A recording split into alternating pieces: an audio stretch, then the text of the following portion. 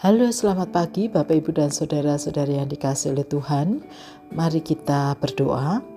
Tuhan, kiranya Engkau menolong kami dalam membaca dan merenungkan kebenaran sabda-Mu. Di dalam nama Tuhan Yesus kami berdoa. Amin. Bapak, Ibu, dan Saudara, kita akan membaca firman Tuhan dari kitab Imamat pasal yang ke-9. Pada hari ke-8, Musa memanggil Harun serta anak-anaknya dan para tua-tua Israel. Berkatalah ia kepada Harun, "Ambillah bagimu seekor lembu muda untuk kurban penghapus dosa dan seekor domba jantan untuk kurban bakaran. Keduanya tak bercela, lalu persembahkanlah di hadapan Tuhan. Kepada orang Israel engkau harus mengatakan demikian, ambillah seekor kambing jantan untuk kurban penghapus dosa, juga seekor anak lembu dan seekor domba, masing-masing berumur setahun dan tidak bercela, untuk kurban bakaran. Ambil juga seekor lembu dan seekor domba jantan untuk kurban keselamatan, supaya dikurbankan di hadapan Tuhan, dan kurban sajian yang diolah dengan minyak, karena pada hari ini Tuhan akan menampakkan diri kepadamu." Kemudian mereka membawa apa yang diperintahkan Musa ke kemah pertemuan. Segenap umat itu pun mendekat dan berdiri di hadapan Tuhan. Musa berkata, "Inilah firman yang diperintahkan Tuhan untuk kamu lakukan, agar kemuliaan Tuhan tampak kepadamu." Lalu Musa berkata kepada Harun, "Datanglah mendekat dan ke mezbah, olahlah kurban penghapus dosa dan kurban bakaranmu, serta adakanlah pendamaian bagimu sendiri dan bagi bangsa itu. Sesudah itu olahlah persembahan bangsa itu dan adakanlah pendamaian bagi mereka seperti yang diperintahkan Tuhan." Harun lalu mendekat ke mezbah dan menyembelih anak lembu yang akan menjadi kurban penghapus dosa baginya sendiri.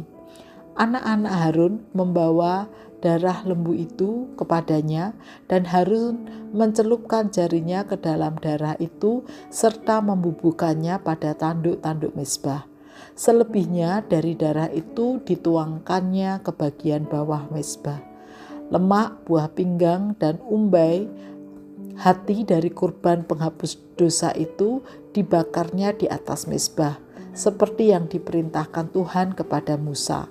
Tetapi daging dan kulitnya dibakar habis di luar perkemahan. Kemudian Harun menyembelih kurban bakaran, dan anak-anaknya menyerahkan darah kurban itu kepadanya. Lalu Harun menyiramkannya pada mezbah sekelilingnya. Mereka juga menyerahkan kepadanya kurban bakaran itu menurut bagian-bagian tertentu beserta kepadanya, lalu dibakarnya ke atas mezbah. Isi perut dan betisnya dibasuh dan dibakarnya di atas kurban bakaran, di atas mezbah. Sesudah itu dibawanya persembahan bangsa ke mezbah. Ia mengambil kambing jantan yang akan menjadi kurban penghapus dosa bagi bangsa itu, lalu menyembelih dan mempersembahkannya sebagai kurban penghapus dosa seperti yang pertama.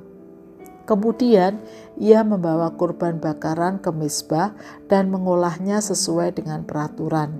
Selanjutnya ia membawa kurban sajian dan mengambil segenggam darinya, lalu membakarnya di atas mezbah, di samping kurban bakaran pada waktu pagi. Ia menyembelih juga lembu dan domba jantan yang akan menjadi kurban keselamatan bagi bangsa itu. Anak-anak Harun lalu menyerahkan darah kurban itu kepadanya, dan Harun menyiramkannya pada mezbah sekelilingnya. Tetapi seluruh lemak dari lembu dan domba jantan itu, baik ekor yang berlemak maupun lemak yang menutupi isi perut, buah pinggang, dan umbai hati, seluruh lemak itu mereka letakkan di atas dada kedua kurban itu. Lalu Harun membakar seluruh lemak itu di atas mezbah. Dada dan paha kanan itu dipersembahkan Harun sebagai persembahan unjukan di hadapan Tuhan, seperti yang diperintahkan Musa. Harun mengangkat kedua tangannya atas bangsa itu, lalu memberkati mereka.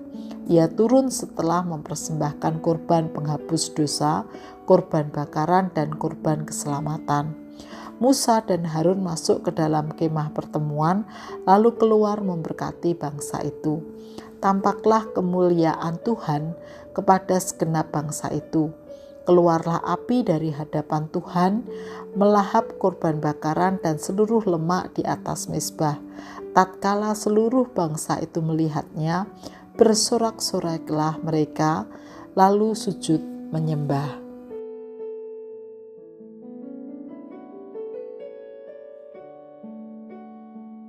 Bapak, Ibu, dan saudara-saudari yang dikasihi oleh Tuhan, bagaimanakah sikap kita saat pendeta atau hamba Tuhan menyampaikan berkat?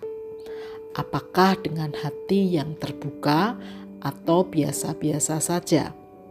Bapak, Ibu, dan saudara yang dikasihi oleh Tuhan, fungsi hamba Tuhan salah satu yang terpenting adalah menyampaikan berkat Tuhan, sehingga kemuliaan Allah dirasakan oleh umat dan umat bersorak-sorai.